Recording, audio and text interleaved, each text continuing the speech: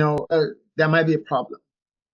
Okay, so invariably, we have to take another look at how we react to our children when they show interest in doing certain things at home. Okay, now to be specific, now there are many videos. It's not just one. There are many videos that show children, paying attention and wanting to do one thing or the other, that some parents will say, no, that's for adults to do. Wait, when you grow up, you will do that. When will they grow up? The children are grown up already now. Most of them are. You see some videos online, and people are talking about ancestors being sent back to Earth, to families. Just another way of saying that children are a lot more smarter. Are they really? I think what's happening is that because we now have social media, we have cameras, to take photographs, to take videos, we can record certain behaviors, certain practices, certain actions of the children, and then we can share them with our friends and even, well, others who are not even friends. So invariably, it now begins to look like that, the children are getting smarter. We've always had children who are, well, ahead of their times. Okay, and that's why that word genius is in the dictionary, and that's why that concept of high IQ has been there too. Didn't just both of those concepts predate social media. What has happened now is that social media has made it possible for what happens in one corner of the world, or in one corner of a family's sitting room or kitchen or living room, to be broadcast online to millions of people across the world. That's what has changed. Children are still children. When we see some of those videos today, we probably will remember, ourselves when we were growing up. I used to tell some parents during counseling, let's not behave as if we were born grown. We never grew up. Incidentally, that's how a lot of us parents behave, as if we never grew up. We arrived planet Earth from Mars, all fully grown. No. So if your child is showing interest, about, being able to do, or just learning, or just showing, oh, I can do this. Bottom line, backdrop, front page news, encourage that child. The child can make mistakes. It could be doing the dishes, splash water all over the place. There might even be some risk of a broken dish, broken china here and there. There are costs, school fees for growing up and for learning those tasks, how to perform those tasks. They will cost something. They will cost maybe some of those accidents that could happen, but it will cost, more importantly, your time, your attention, your encouragement for that child. Those times that the children also show interest in doing certain kind of chores that we might consider they are not old enough to do, also become teachable moments. Okay? They become teachable moments. They become moments now you can now take time to teach them how that thing could be, that chore or that particular thing that the child is interested in doing, how it could be done properly. There's a video online. I wish I could have shown it here, but then for some technical reasons, we're not able to do that today. Of a young boy doing the dishes. Well, wouldn't it be nice to have your 3, 4, 5-year-old child doing the dishes? That's sure. This young boy was doing the dishes. But you don't want to know where the dishes were being done at. This young boy has such an ingenious idea of going to the toilet and opens up the toilet seat, lifts it up, and goes to take the dishes, lines them up beside the toilet bowl, and then would line up the dishes inside the toilet bowl and then flush. And then the dishes are cleaned up, and he will bring them and still line them up to one side. Wow. The dishes are cleaned up as much as that child is concerned. Good thinking. But then is that the right way to do the dishes? No. Should you now shout that child down? No. It becomes an opportunity for you to say, okay, wow, good job. But let me show you, how to do this. Take the child to the kitchen sink. You may now have to invest a little bit in getting some stool that the child can comfortably stand on to level up with the kitchen sink. And then take the child through and then have that conversation about the only thing that the toilet bowl is made for. Have that conversation. This toilet bowl is only for waste, not for cleaning dishes. No shouting, no violence of any type should be necessary.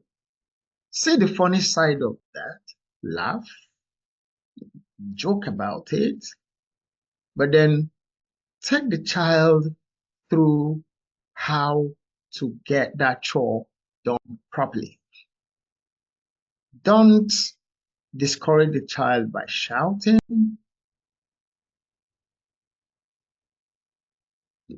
And not by using any foul language. You know what they say about 2 wrongs? They say 2 wrongs don't make it right. So that wouldn't help you, the child, the family. You discourage the child from doing that and say, this is not how this is done, and it ends there. The child doesn't, you kill that initiative. Okay? And then at later point in life, as the child grows up or has grown up, you go wonder why he's not interested in anything. You wouldn't remember that incident in times past, that the child has shown interest in getting things done, and because the child didn't set out to do that thing properly, you discourage the child without showing him or her the right way to get that thing done. In this case, to do the dishes, but not in the toilet bowl. Yes.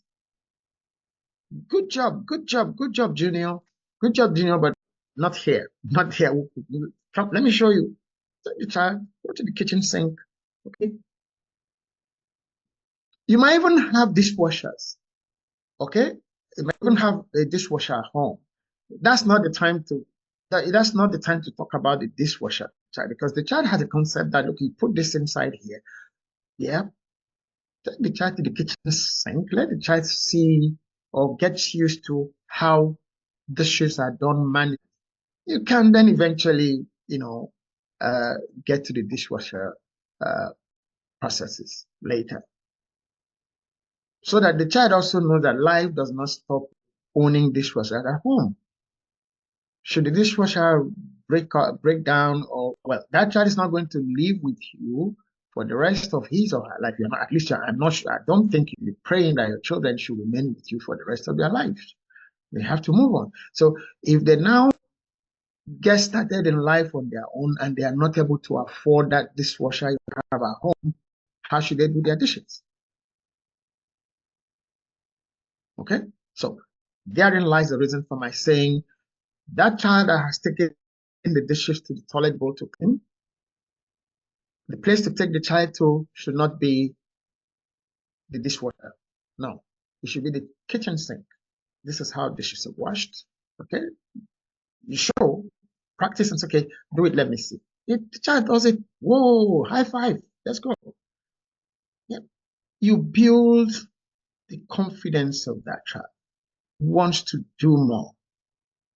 Let's even say in the process of doing that, a china drops, scatters in a million smithereens on the floor. Whoa, wow, that's gone. So let me show you what you do so that that doesn't happen again. You carefully lather, carefully leave in the other sink if your kitchen is equipped with double sink. Lather the dish, then put the one you've lathered on or in the other sink so that it doesn't drop. Don't leave things on edges so that in the process of you trying to do things, you could accidentally hit them over. Take all the steps. Don't assume anything. What you do not teach, do not expect a response for. What you do not take your child to how to learn to do, don't expect magic. Okay? Show. This is how this is done.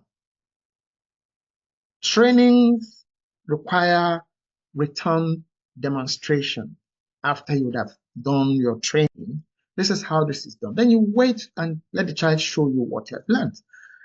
And when return demonstrations are being, done, mistakes will still happen. So you are still there. The mistake might not even be that first day, maybe another day, something else could happen. You are teaching, you are training. It's a process. It's not an event. Training is a process.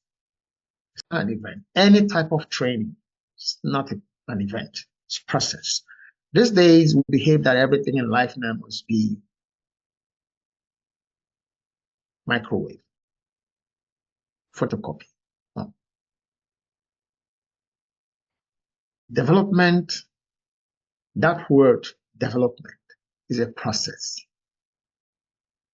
So child development is a process, an event.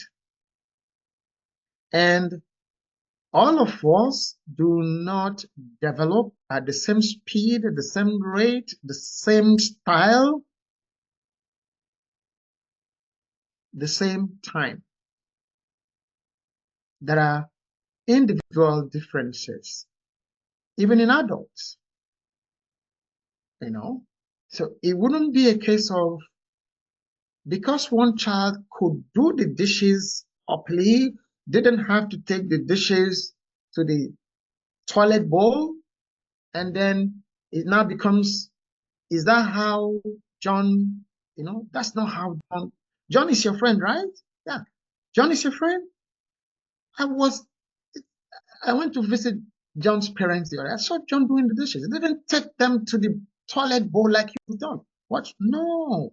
Oh. Number one, how did John arrive at doing the dishes properly?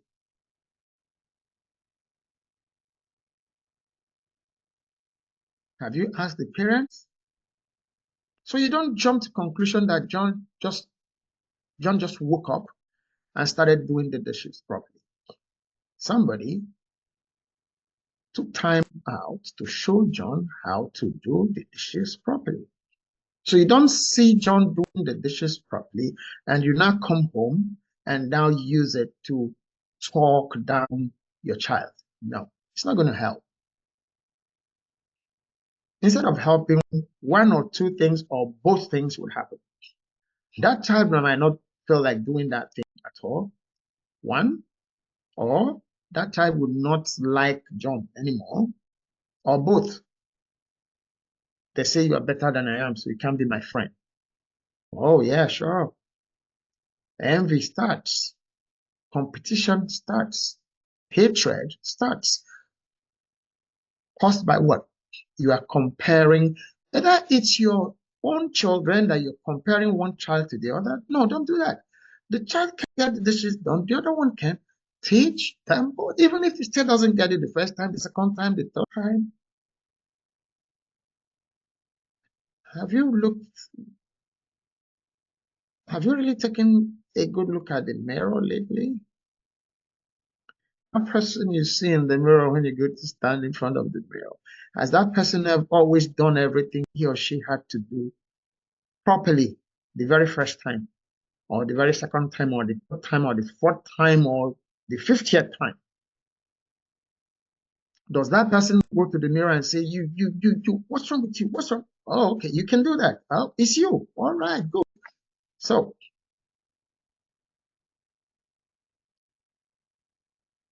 what should then happen with the child? If you could be patient with yourself and you've not managed to send yourself out of existence because you did some things wrong, maybe not the first time, maybe not the second time, maybe not the third time, that the child did not get doing a particular chore right the first time, shouldn't be reason to judge that child or discourage that child or give up on that and say, well, you never get anything right. No. How many things have you gotten right? Maybe that might also not be on a very that might not be a fair, talk in this situation. But then we need to go that far to let you know that you need to give your children wings to fly. Yes, you need to give them wings. Giving them wings means noticing those things they are interested in doing, supporting them to do them, even when they get them wrong. Sometimes you continue to help them develop those wings, strengthen those wings until they're able to fly. We see evidence of such things in nature from time to time. Some of us don't pay maybe attention to some of those things that happen naturally. 2 winters ago, not last winter, yes, 2 winters ago, I was cleaning my balcony. Okay, just about the beginning of winter, I was cleaning my balcony. No, it was after winter. I was cleaning my balcony, and I had a shelf that I had left there. I meant to dispose of it, but somehow I left it on the balcony.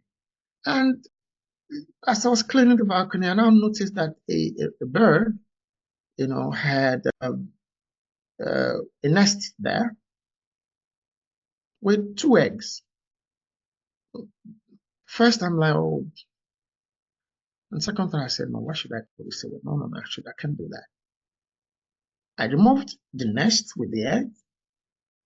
I disposed of the shelf. I had to clean the place up. I had to clear the place up.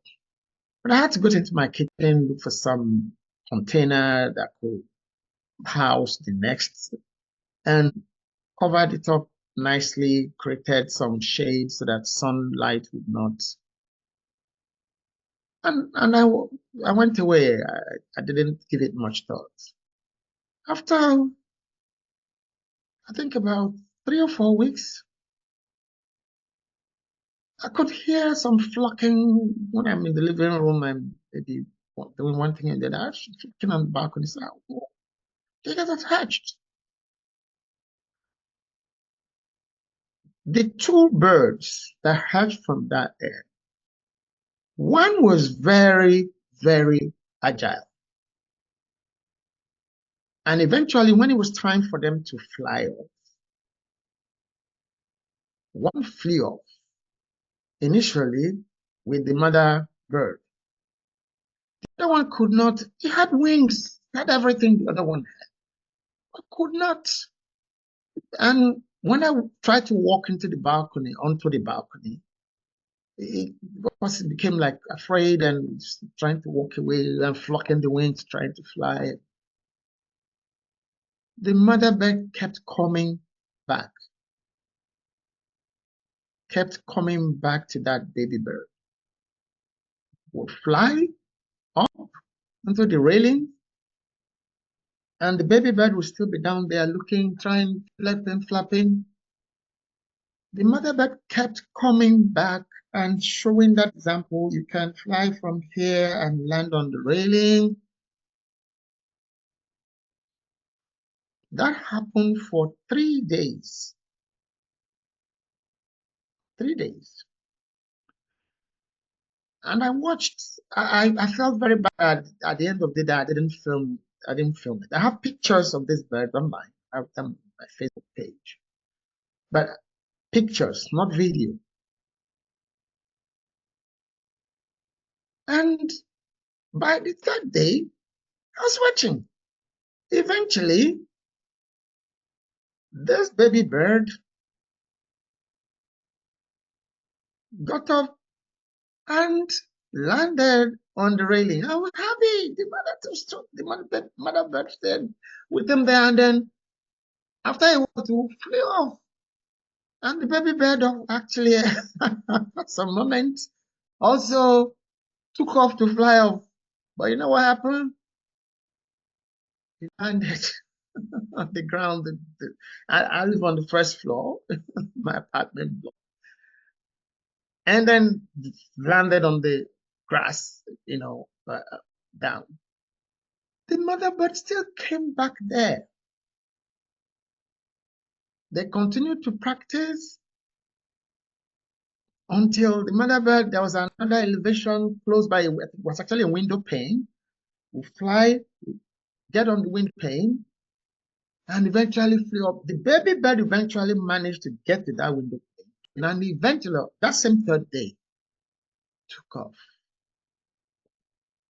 They kept coming back to visit me till the next winter. Yeah, they kept coming back. They kept coming back to the balcony. These are lessons we have in nature.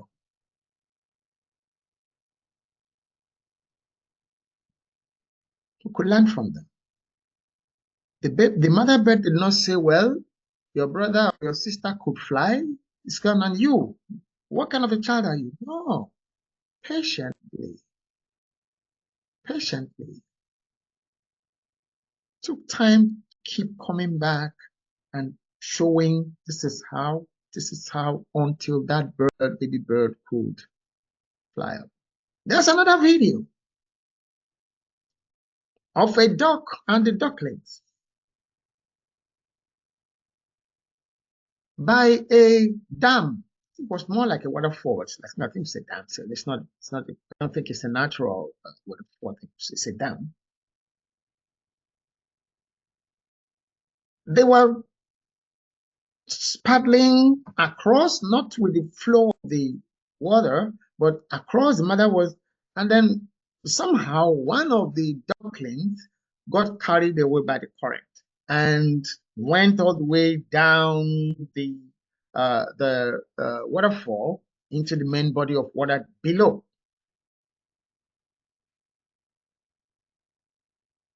The mother duck did not paddle away. He stood there, waited, watched, and saw that that duckling had landed in the main body of water below safely. He saw it was safe, and she now went there. And automatically, all the other ducklings followed suit. All of them jumped. Because of one duckling. The mother duck did not say, well, I have these other ones here where whatever happens to you. No, it went after that one. The other ones followed, and they were all happily ever after. These are what nature could teach us if we are willing to learn from nature. And we should be able to, as parents. Okay, we should be able to, as parents. I have shared the story I want to tell now about my son. I always telling stories about my son. Yeah, about my own parents. But actually look at his story from two perspectives over this. When he was growing up, when he was a young boy, he used to like to sketch and draw. So we went shopping. What he wanted to see him in the stationery section, he just wants a drawing book and some pencils, drawing pencils, colored pencils for drawing. Those are the things. Those are the only things he would pick. Not sweets, nothing. The drawing book. He look for the one that catches his fancy, picks it up, prints it. Oh, they're like, you have some at home. What? Leave him. Oh, bye. Go home. We go for family functions, even church services. He carries his drawing book and his pencil. Like, everybody's playing. Why don't you join your friends to play? Leave him. Unfortunately, he was not left. He was discouraged from, and he could sketch beautifully all of those times. But he got, you can't be around 100% of the time. This is why we always talk about teamwork when it comes to, parenting. Okay. Most times when I'm not around, it's like, leave that thing. Is it every time you want to be drawing? Yes, it's not every time. But this child is showing passion for something.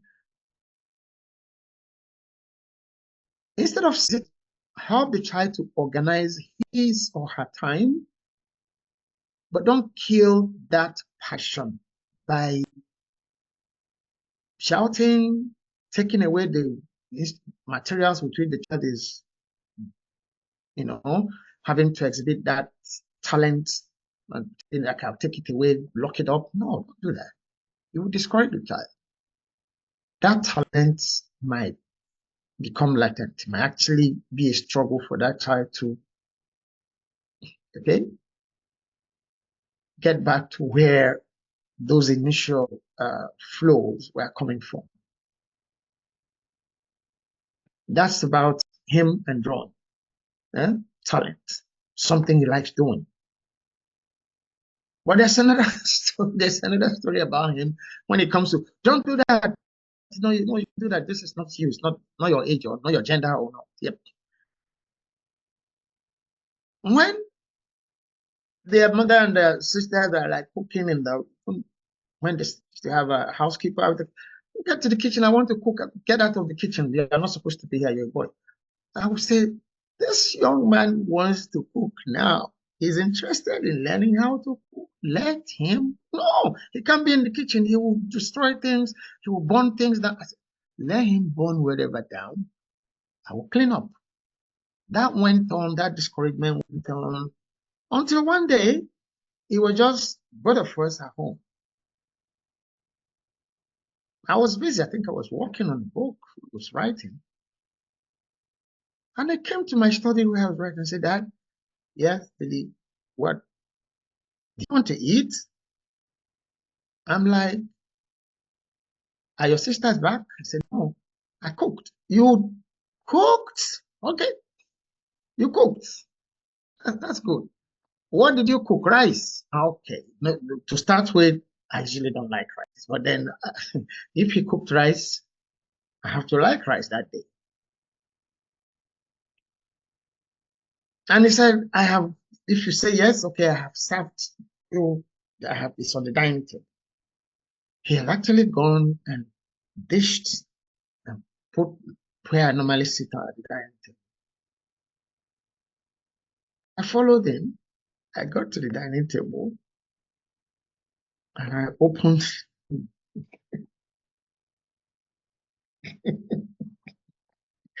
I'm sorry. I'm sorry. And uh, for those of you who are Christians who know about offerings, have you ever had a burnt offering? Okay, yeah, a burnt offering. You know about, okay, you've had it. All right. And the rice was, yeah, we cooked rice quite all right. It's burnt offering, meaning it's, you know, slightly burnt. But he cooked rice. And I had to encourage him, I had to commend him. So I sat down, took a napkin, nicely, tucked it in, took the cutlery. I ate the rice. I ate the burnt offering to the last grain on the plate. Remember, number one, I don't like rice. Number two, it is burnt offering. But this young man had gone ahead, watched to see when the sisters and their mother was not home, got into the kitchen, then burned the kitchen down, which had been the fear of those who say, don't come into the kitchen. They burned it down. He managed to cook. And I was home. I didn't even know he was in the kitchen.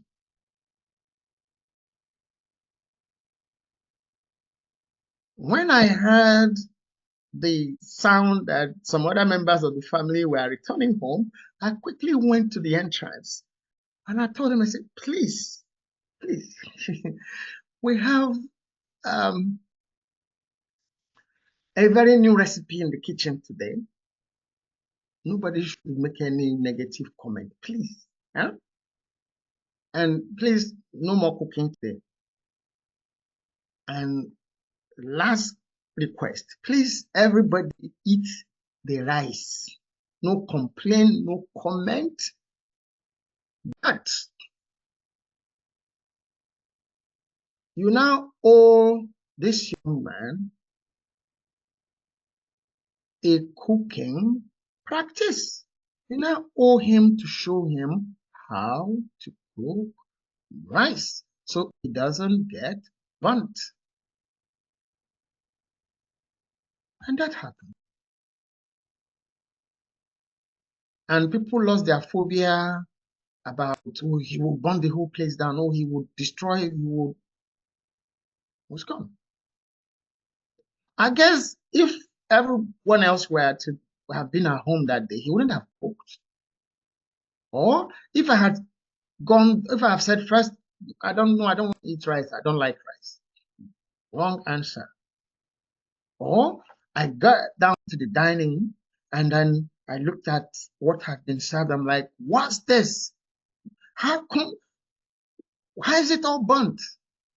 Wrong answer.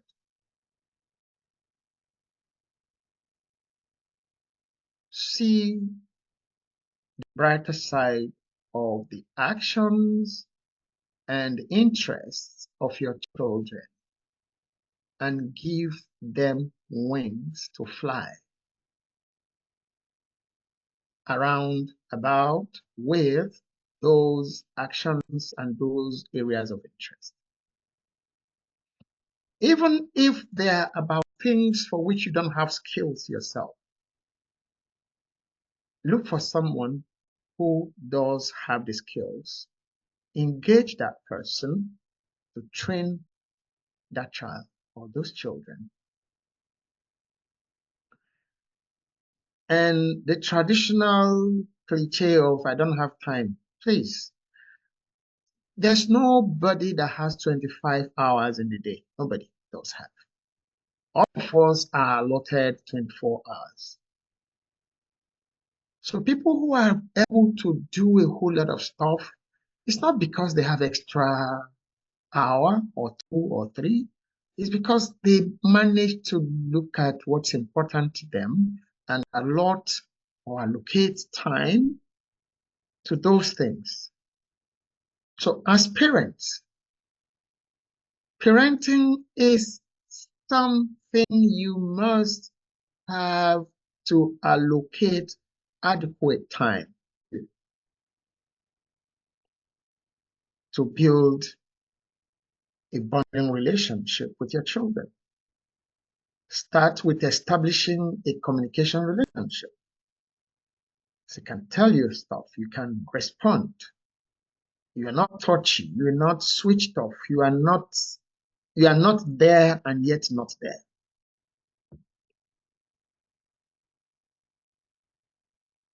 Because it's not just about your relationship with that child or those children at that point in time. It is what they are learning about your behavior. It is what they are thinking is or are the right ways to behave about circumstances and situations and relationships. Remember, they're eventually going to have their own families. They're going to have their own children.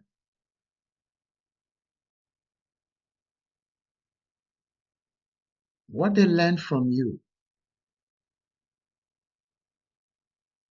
might help them in building their own families, starting with building their relationships with others with whom they would necessarily and inevitably have to come in contact as they grow up, from school to work to their own families. So if you feel you don't have time, to keep saying you don't have time, or you outsource your parenting duties to third parties, that's what you're building your children to also be able to do. Third parties cannot instill your cultural values. They cannot instill your traditional values. They cannot instill your family values. They cannot instill your religious values. Have that understanding. Even your housekeeper, they live in the same house with you, but they are from different backgrounds.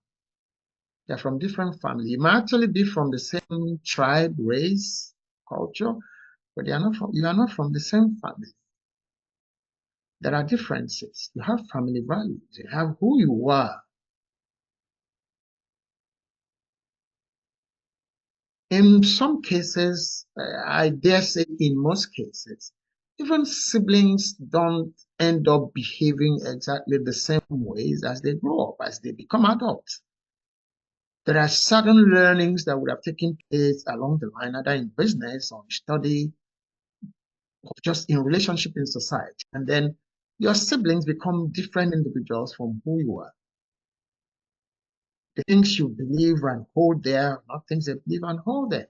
So your children and they're your siblings, but then your children and their children are not exactly, you talking about family values now. Yes, there is the extended family value or values, but then you have your own immediate nuclear family value, which you are the one that should and need to be in place to say, this is who we are in this family. If your child is like my son, you hear, but Dad, yes, can I say something? Yes, go ahead. But my teacher said, oh yeah, what? So your teacher said that's the information that's available to your teacher concerning this particular issue. But you see, in this family, this is who we are. For this reason, for this reason, for this reason. Don't say this is who we are. That's where the matter ends because I said so. You are building a time bomb. It will explode. You won't like the impact. So take time to sit and have. No, I can't be sitting here and be arguing over what I've just said. I've said it. That's what needs to happen. Okay. The child says, okay, it's waiting. Some of them are waiting to that magical number, 18. And then you begin to have these conversations you thought you would never have to have. But when you've had to start mutually talking and communicating with yourselves, it becomes easier for children who have those kind of relationship with their parents to try to do those things that you even need to correct them about. But then if they are so intimidated, they have such inhibitions that make them not be able to express themselves freely at home, you wouldn't even know what they can attempt to do and what they, so there's even no correction. And you probably might end up comparing them to John. Unfairly so. It wouldn't help you. It wouldn't help them. Okay? So it's important that the canvas, the broad canvas on which we must start to paint our parenting profile must be mutual communication. Okay?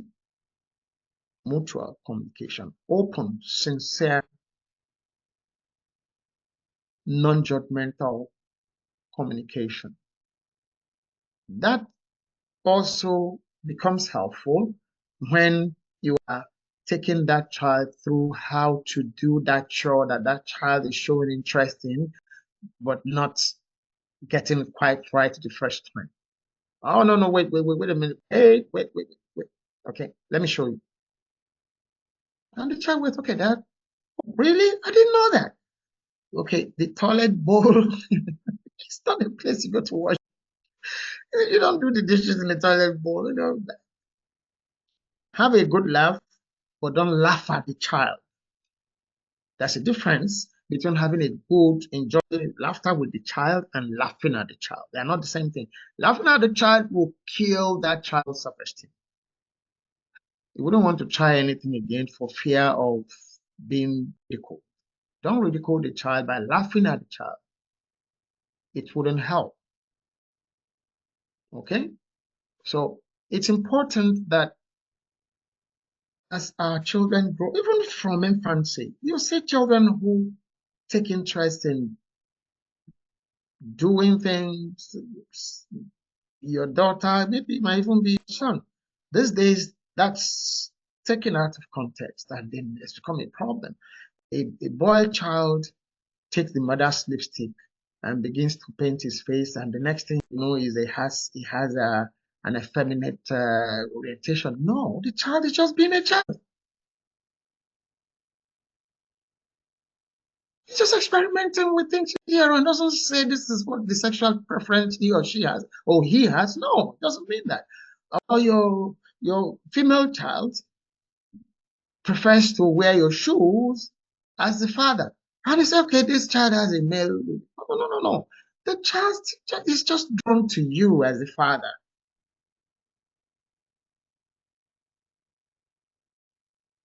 Just let children be children, even as they are trying to navigate, through the process of growing and becoming individual members of society on their own. Let's help them. Let's give them wings. Let's not chart routes that lead them to where, when they eventually grow up, they're like, how did I get here? What happened? Why am I? Who is this? Oh, okay. So hopefully we've been able to take us through some exciting parts of getting our children to be themselves, also be helpful at home, learn how to do things that will eventually frame them up as, equipped members of the family and ultimately members of the larger society.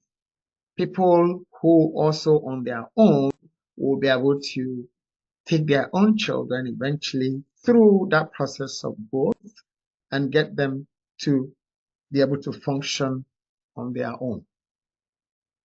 Okay? Shouting children down does not help with it does not help us with getting them to sustain their sense of assertiveness and self-esteem.